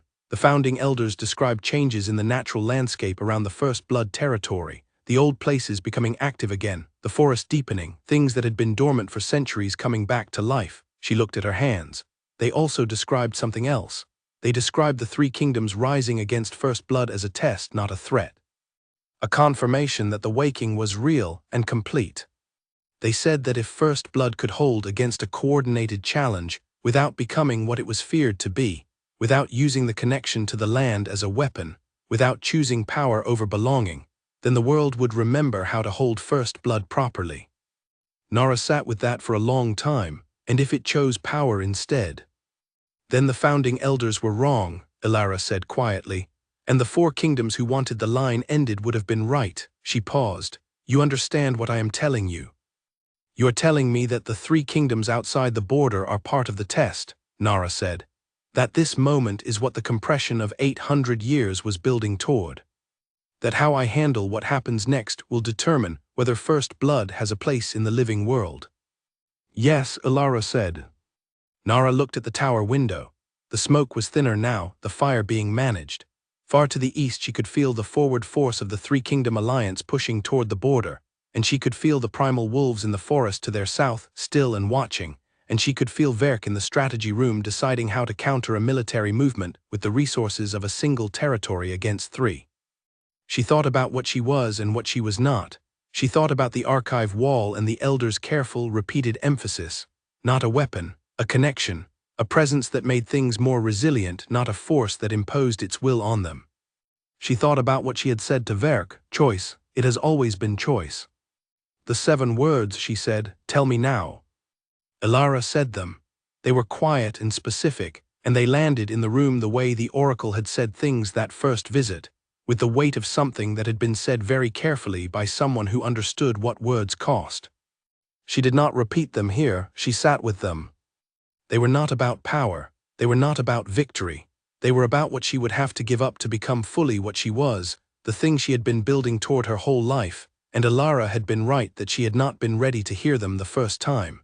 She needed everything she had learned in these weeks to have a place to put them. Understood, she said. She stood. She went to the tower window and looked out over the palace and the territory beyond it, and she breathed, and she let herself feel the full shape of what was coming, not the simplified version that was easier to manage, but the true one, complicated and expensive and real. Then she went back down the tower and walked through the palace to the strategy room and opened the door. Verk looked up from the map. The generals looked up. Orlin looked up. She crossed to the table. She looked at the map. She looked at the three-kingdom forward force represented in symbols on the eastern border, and she looked at the deep forest, and she looked at the territories and the positions and the shape of it. She looked at Verk. I need to stand outside the gate, she said, the eastern gate now. With everyone who can stand with us. He did not ask her why, how many people. Everyone you can bring, she said. Council, generals, court. She paused. Clara and Graydon and Ilara if she will come down from the tower. She looked at him steadily. And you? He was already moving. Orlin. I heard, Orlin said, and he was already at the door. The eastern gate of Duskmane Palace was wide and high, and had stood for 300 years, and it had never in those 300 years been the gathering point for the king's full court on an ordinary Tuesday morning, while a forward military force of 3 coordinated kingdoms pushed toward the eastern border. It was an extraordinary morning. She stood in front of the gate with the court assembled behind her, not arranged by rank or precedence but simply present, every person Orlin had been able to reach in the time available. Myra was there, still and composed. Graydon was there, his candle unlit in the daylight but in his hand, a habit of the archive. Clara was there in her house staff uniform, standing straight. Ilara had come down from the tower, which Clara told her later had not happened in 20 years, and the old oracle stood at the back of the group, with her face turned toward the east. Verk stood beside her, close enough that she could feel the warmth of him in the cold morning air. She looked east, she could feel the forward force, she could feel the primal wolves in the forest between them. She could feel the land, alive and present, and she understood now what the connection felt like when it was not being managed carefully, when she stopped disciplining it into something smaller than it was. She said her name. Not Nara, not the two-syllable version she had found in the back of her mind. The full name. All 7 syllables, the name that had been on the archive wall, the name the elders had given before she existed, the name that belonged to what she was rather than what she had been surviving as. She said it aloud, standing at the eastern gate of a king's palace, with winter light and the smell of old stone and the faint far smoke of a fire that had not broken them, and the people behind her heard it and the land heard it, and to the east something heard it that had been waiting 800 years. She felt the moment the primal wolves moved. Not toward the border, toward her. They came through the old forest from their denning positions, not in silence this time, moving with audible weight, the deep resonant sound of the largest and most ancient wolves in the world coming through the trees in numbers she had not counted and could not now count. They broke the tree line and they crossed the field east of the palace, and they came to the gate and they came no further. They gathered dozens and then more than dozens, and they settled not sitting, not standing, simply present, solid and enormous and as old as the land they were part of. The forward force of the 3 kingdoms stopped. She could feel the moment it stopped the way she could feel the land, not as information exactly, but as a fact that arrived in her chest, the cessation of movement at the eastern edge of the territory. They stopped because they had come to a border and found something on the other side that was not an army, not a defense, not a strategic position. They had found something they did not have a category for, and things without categories required time to process, and time was all she needed. She turned around and looked at the court assembled behind her. She looked at Myra, who was watching her with the expression of a woman who had spent 40 years in this court, waiting for something she had not known she was waiting for. She looked at Graydon, who had his face tipped slightly upward with his eyes closed, the way people look when they are listening very carefully to something. She looked at Clara, who was looking back at her with the kind of open attention that 17 carries before the world teaches it to be more careful.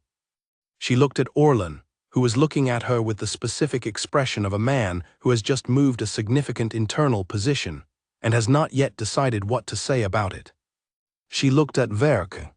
He was looking at her the same way he had looked at her in the clearing in the borderlands, and in the archive when the walls lit up, and in every private moment of the 2 weeks between. Recognition, full and certain and without the managed surface. She thought about the 7 words Ilara had told her. She thought about what she had given up to stand here, the invisibility, the freedom of being unknown, the particular safety of being someone no one had a reason to come after because no one knew she existed. She would never have that again. She would be the most watched person in this territory. She would be sought by enemies she had not made and could not fully predict. She would never again be the nameless rogue moving through the borderland fog without leaving a mark. She would also never again go to sleep in a forest without knowing if she would wake up. She would never again need to learn the exits of every room she entered as her first act upon arrival. She would never again walk into a hall and feel the specific cold of being in a space that has no idea you exist. She turned back to face the east. The forward force had not resumed its movement. She could still feel the primal wolves behind her, a presence as steady as the mountains to the north, and she could feel the land and the territory and the people at her back, and she thought that the elders who had made this choice 800 years ago had understood something about belonging that she had spent 22 years trying to reason herself out of needing. They had not been wrong. She needed it. She had always needed it. She was done pretending otherwise. She stood at the eastern gate until the light shifted and the morning became afternoon, and the reports from the border scouts confirmed that the forward force had pulled back to its staging positions, not retreating, not yet committing, a pause that bought time and nothing more, but that was enough for now. She walked back into the palace with Verk beside her, and the court moving behind them and the primal wolves settling again at the tree line to the east, and she thought about what came next, because what came next was the longer and more complicated work, the negotiation and the strategy and the building of something that would last beyond a single gate standing on a cold morning. She was going to have to claim this properly, publicly, in the formal language that courts and kingdoms understood, the language of position and title and acknowledgement. She had been thinking about what that would require. It would require her to give up the remaining shreds of invisibility, to stand in the full light of the kingdom's attention and be seen completely. She did not love the idea. She was going to do it anyway. That evening, for the first time, she sat beside Verk at the head of the dinner table rather than at the far end. Myra had arranged it. She suspected Verk had told Myra to arrange it, which meant he and Myra had spoken, which meant the two people in this palace whose judgment she trusted most had already agreed on the shape of what was coming. She sat down and the hall adjusted around her, the way water adjusts around a new stone, and she let it adjust. Edmund was 3 seats away. He looked at her for a long moment and she looked back at him, and after a moment he picked up his wine and gave her the smallest possible nod, which she interpreted as, "I have been watching the shape of this and I have updated my position." He was going to be all right. He was ambitious and not stupid, and the truly ambitious eventually learn to align themselves with the things that are going to persist. She would watch him anyway, but less closely than before. She ate dinner in a room full of people who had spent 2 weeks learning her, and she let herself be learned fully, without managing the impression. This was the part the founding elders had described, and she was going to do it on her own terms. After dinner, Verk walked with her again their informal corridor, and she said, "I need to speak formally with the 3 kingdoms, not through envoys, directly." He looked at her. "You want to address them yourself?" "Yes," she said, "not as a threat, as information. I want them to understand what First Blood is and what it is not from the source, from someone they can look at and make their own assessment of, because the institutional memory that drives their concern is centuries old and based on a misunderstanding of what the founding alphas actually feared." She paused. They were afraid of the gravitational pull, the way every pack and territory bent toward First Blood. But that pull exists whether the line is acknowledged or hidden. It is happening right now. The difference is whether it is understood. "And if they do not want to understand," he said, "then at least the choice will be clearly theirs," she said, "and everyone will know it." He was quiet for a moment. "The logistics of a direct address are significant," he said. "It requires a gathering, a formal invitation, a security situation that I know," she said. "I am not saying tomorrow, I am saying this is the direction." She looked at him. "You trust me to know the right move?" It was not a question. "Yes," he said, not because the bond said so. She could feel the difference now between the bond's pull and the deliberate choice of trust. "I do." She nodded. "Good," she said. "Then let me think it through properly, and I will come to you when I have a plan." He said, "Take the time you need." She said, "I will not need much." She went to her room and she sat at the table, and she thought through the shape of the next months with the clear, focused attention that she brought to every problem that was worth solving. She thought about the 3 kingdoms and the old institutional fear, and the way that fears unaddressed do not diminish but calcify.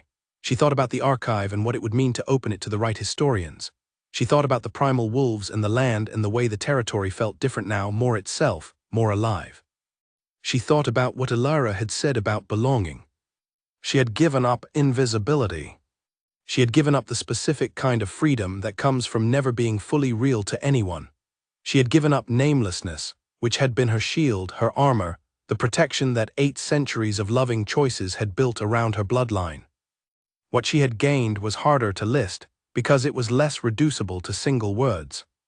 She had people who chose to stand at a gate with her. She had a king who sat on archive floors and said, "I would do it again." She had an old woman on a garden bench who called her clever and told her to eat more. She had a girl who sat in the chair and gave her information because information was useful. She had a territory that responded to her presence. She had ancient wolves at the tree line who had come because the thing they had been waiting for had finally arrived. She had a name. 2 names, actually. One she made for herself in the back of her mind over 22 years of survival. One that had been waiting in the stone of an ancient mountain since before she was born. She was both of them. She was going to be both of them, going forward in the long and complicated work of the life she was building, and she was not going to lose either one. The candle on her table burned low and the palace was quiet, and she pressed her fingers against the mark on her neck, warm as it had always been, and she thought, this is where the story starts. Not ends. Starts. She blew out the candle and she lay down in the dark, and she listened to the eastern night and the distant sound of ancient wolves settling into the old forest, and somewhere beyond the palace walls the land breathed, steady and patient and immeasurably alive, and she breathed with it, and she slept.